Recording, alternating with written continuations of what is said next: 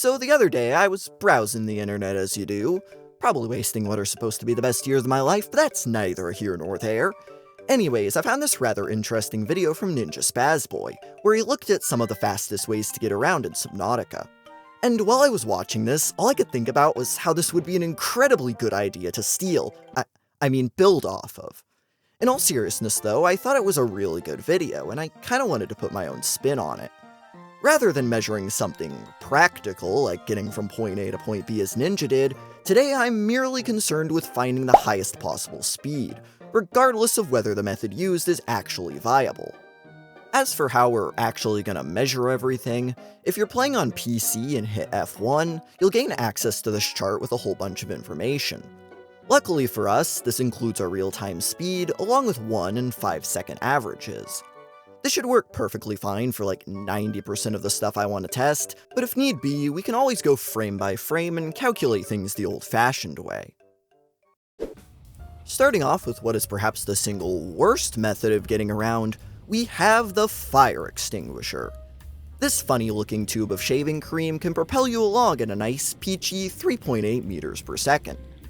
Granted, it's still probably a heck of a lot faster than I could swim, but it's just so expensive and clunky that you'd have to be really, really dumb to try using it in a playthrough. Onto the methods that are actually useful, we have swimming. Straight out of the life pod, you can already flail around at an impressive 5.75 meters per second, but it usually doesn't stay this way for long. Equipping an O2 tank will cause your base speed to fall roughly 5.5%, down to 5.43 meters per second. Upgrading to a high-capacity tank drops your speed down to 5.38 meters per second, and the lightweight high-capacity tank is the least detrimental, keeping your speed at a slightly higher 5.67 meters per second. On the opposite end, the ultra-high-capacity tank is, at least speed-wise, the worst of the bunch, slowing you right the way down to 5.27 meters per second. That's a bit over an 8% decrease in speed, and by equipping 5 of them, we can make what is quite possibly the slowest build in the game, bringing your movement speed down to an absolutely brutal 1.53 meters per second. But when it comes to items, it's not all doom and gloom. The base pair of fins can be made within the first minute of a playthrough, and they'll bring your speed up to 7.16 meters per second. From there, you can upgrade to the Ultra Glide fins, which will get you moving along at 8.13 meters per second. On the other hand, there are the Swim Charge fins, which were honestly kind of disappointing. I know their whole gimmick is letting you recharge batteries, so they obviously weren't going to be better than the Ultra Glide fins, but I kinda thought they'd be at least as good as the regular fins, which made the realization that they do literally nothing feel like a bit of a letdown. That means, for the moment, the Ultra Glide fins are on top, but there's actually a pretty simple way we can give a bump to all these numbers. It can sometimes be kinda hard to notice, but the player actually swims a bit faster on the surface. It's why you'll sometimes see players doing this in speedruns, and it applies to all of the previous methods mentioned. Except for you, Fire Extinguisher. No one cares about you. The increase seems to vary a bit depending on how fast you're going, as swimming with an ultra-high capacity tank only sees a 4.7% increase, while the bump to base swimming speed is a bit higher at around 6.8%. But the method that benefits the most are the Ultra Glide fins, which go from 8.23 to 9.26 meters per second in what is a near 14% increase. Moving out of the water for a minute, the player's normal walking speed is 3.5 meters per second, and sprinting doubles this to 7. This is actually really impressive, considering the player can sustain this pace indefinitely, and if you were to run like this for a full mile, you'd only be around 7 seconds behind the world record. As good as this is, though, the Ultra Glide fins are still a bit faster, and with our basic movement options pretty much exhausted, that means 9.26 meters per second is about the fastest you can go under your own power. So in order to push things further, we're gonna have to start using some technology. Of the many options we have available to us, the Seaglide seems like the obvious first choice. And even when being weighed down by the heaviest O2 tank, it still manages to beat out the Ultra Glide fins by more than a full meter per second. And as the tanks get lighter, the Seaglide only gets faster, resulting in an impressive 11 meters per second with no tank at all. Interestingly, the Seaglide's speed isn't actually affected by your fins, so as much as I was ragging on them earlier, if you're planning on mostly using the Seaglide, it might actually be worth your while to use swim charge fins, since it's not like you're going to be losing out on any speed. Moving on to the first proper vehicle, the Seamoth slightly edges out the Seaglide, clocking in at right around 11.27 meters per second. Now, you'd be forgiven for thinking that this is the fastest this little sub can go, but there's actually a small trick we can use to get some not-so-small speed boosts. A lot of games have this little quirk that whenever you're moving, say, forward and then hold down left or right, you'll actually start moving faster, since you essentially combine your forward and lateral speeds. Subnautica is no exception, and by holding left or right in the Seamoth, we're able to hit just shy of 16 meters per second. But Subnautica also has one advantage that a lot of other games don't.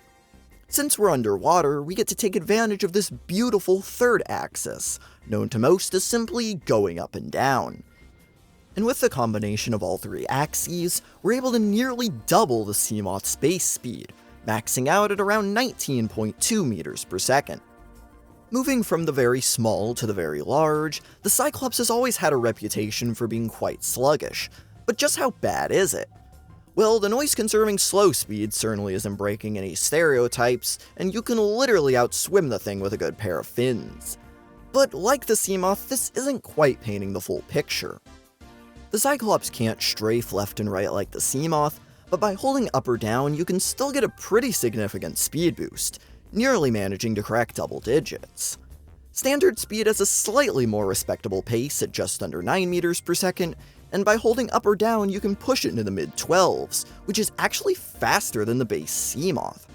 That's not half bad, which is something I wish I could say about flank speed. Okay, this is supposed to be the emergency speed, a last-ditch resort that makes a ton of noise and could set your engine on fire, reserved for when you absolutely have to get the heck out of Dodge. So do you want to know how fast this emergency speed gets you? 10.4 meters per second. 10.4 meters per second. Not only is that a smaller speed increase than what you get when you go from slow to standard, but it's also slower than the combined standard speed. If you're running away from something, instead of hitting the button that'll microwave some aluminum foil in your engine bay, you're better off going at normal speed and just hitting the space bar. Yes, I know you could do both of these and go a bit quicker, but all the big scary stuff is still faster than you anyway. So if you're gonna take a hit, might as well not turn your sub into a giant underwater pressure cooker while you're at it. So, the Cyclops. Yeah, it's still pretty slow, but the Prawn suit is a different story. While its base walking speed of 7.5 meters per second isn't much to write home about, things start to change once you make a couple upgrades. Using 2 grappling arms, you can fling yourself around at some pretty incredible speeds, and after a few minutes of messing around, I was able to briefly max out at 49.49 meters per second. Another great option is falling, and by simply jumping in the void, you'll quickly hit 34.3 meters per second, albeit in a somewhat less useful direction. Both of these, however, fall just short of the player's own terminal velocity, which maxes out at a flat 50. But if you can somehow manage to get a prawn suit in the air, it'll fall even faster, eventually hitting right around 97.1 meters per second. Taking a brief step back, we can see that gravity is king, occupying 3 of the top 4 spots. One method that I completely forgot to mention until now is the air bladder. It got buffed in the most recent update and can now send you to the surface at 22.8 meters per second, which is actually enough to just barely bump the Seamoth down to 6th. And as far as modern Subnautica goes, this is pretty much as good as it gets. The list is reasonably tight for the most part, but there just isn't anything that can compete with the sheer speed of a falling prawn suit. But just because we've hit a limit here doesn't mean we're out of options. It's time to roll back the clock to December of 2021. The reason we're here is that this was the last version before the Subnautica 2.0 update. While the update did buff things like the air bladder, it also patched out quite a few glitches related to movement. Probably the most versatile of these was a little something known as Super Seaglide. There's a couple of different ways you can set this up, but one of the most straightforward is to hold a Seaglide and just exit out of a flooded moon pool. By doing this, the game isn't quite sure whether you're swimming or walking, so it compromises by just putting the two speeds together, which gets you going at 25.2 meters per second. Next up, we have the infamous propulsion cannon flight glitch. For those of you who haven't seen this, you used to be able to stand on something small like an air bladder, pick it up with a propulsion cannon, and cruise around the map at speeds of up to 42 meters per second. Now, this and Super Seaglide are both really good methods, but unfortunately we still aren't any closer to that falling prawn suit. To do that, we're gonna have to break out one of my favorite things from these older versions. It's time to do some launches.